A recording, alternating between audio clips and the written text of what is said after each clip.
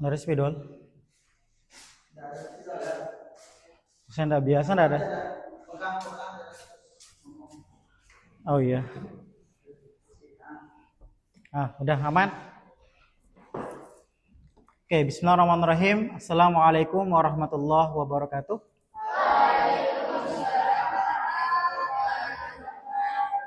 Alhamdulillahirabbil alamin wassalatu wassalamu ala asyrafil anbiya'i wal mursalin wa ala alihi wa sahbihi ajmain, amma ba'du. Pertama-tama marilah kita panjatkan puji syukur kehadirat Allah Subhanahu wa taala dengan mengucapkan alhamdulillahirabbil alamin, dan kedua kalinya tak lupa kita panjatkan salawat serta salam kepada junjungan Allah Nabi besar Muhammad sallallahu alaihi wasallam dengan ucapan Allahumma shalli ala sayyidina Muhammad wa ala ali sayyidina Muhammad. Oke, pada kesempatan kali ini saya namanya Ilmi, boleh dipanggil Ustadz Ilmi atau Kak Ilmi boleh. Dan pada kesempatan kali ini sekedar sharing saja kepada adik-adik di sini. Pada kesempatan kali ini kita sama-sama belajar gitu ya, sama-sama belajar. Dan hari ini kita udah masuk di hari ke-13 ya. Hari ke-13 puasa.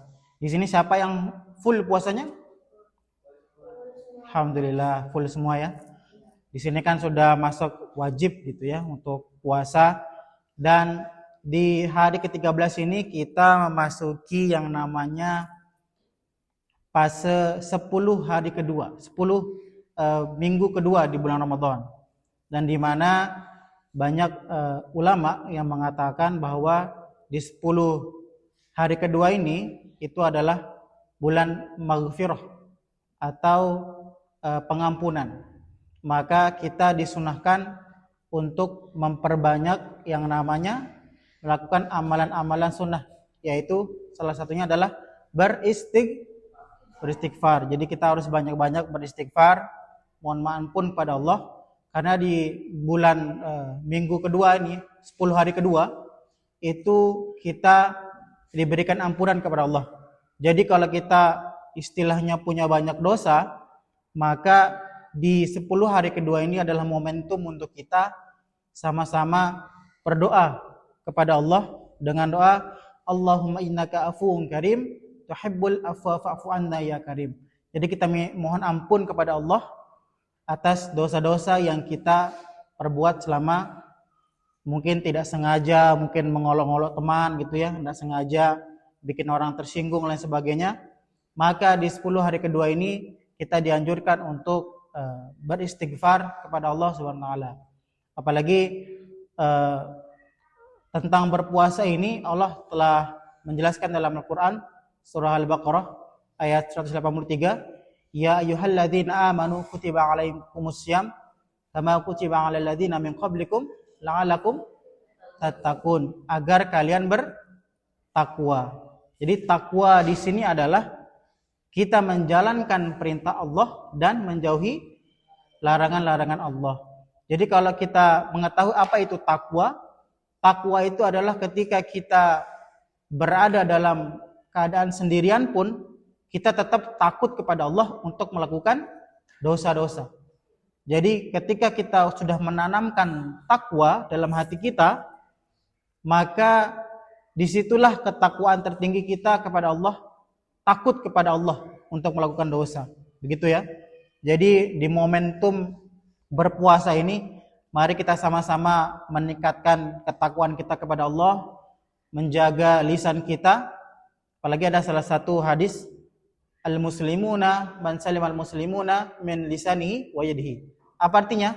Jadi muslim sejati itu adalah orang lain merasa aman dari lisan dan tangannya. Bahkan di bulan suci Ramadan ini kita perlu menjaga lisan kita, apalagi tangan kita. Mungkin zaman dulu tangan itu bisa diartikan main tangan atau sering mukul, tapi zaman sekarang tangan kita ini juga bisa diartikan dengan cara kita menulis komentar negatif atau menggunakan jari kita ini mencari sesuatu hal yang tidak pantas kita cari melalui HP kita. Maka penting kita untuk menjaga lisan kita, untuk selalu mengucap hal-hal yang baik, Karena itu akan menjadi watak kita dan akan menjadi perbuatan kita. Maka di umur kita gitu ya, yang masih muda seperti adik-adik sekarang, perlu kita menjaga lisan kita. Jadi kalau ada teman kita misalnya suka berkata perkataan yang kasar, maka perlunya kita untuk mengingatkan teman kita. Karena kenapa? Sesuatu hal yang kita biasakan akan menjadi terbiasa. Ketika sudah terbiasa menggunakan kata-kata kasar, maka akan menjadikan dia watak. Dan ketika sudah menjadi watak, itu tidak akan susah dirubah.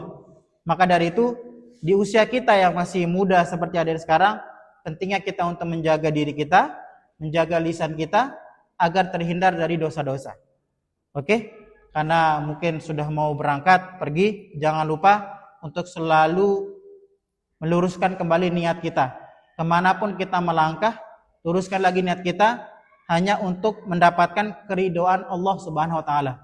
Jadi jangan lagi ada niat untuk sekedar hanya misalnya dilihat orang dan sebagainya. Tujuan kita turun nanti berceramah adalah fokus untuk mendapatkan ridho dari Allah Subhanahu wa Ta'ala. Cukup sekian dari saya, mohon maaf dari salah-salah kata.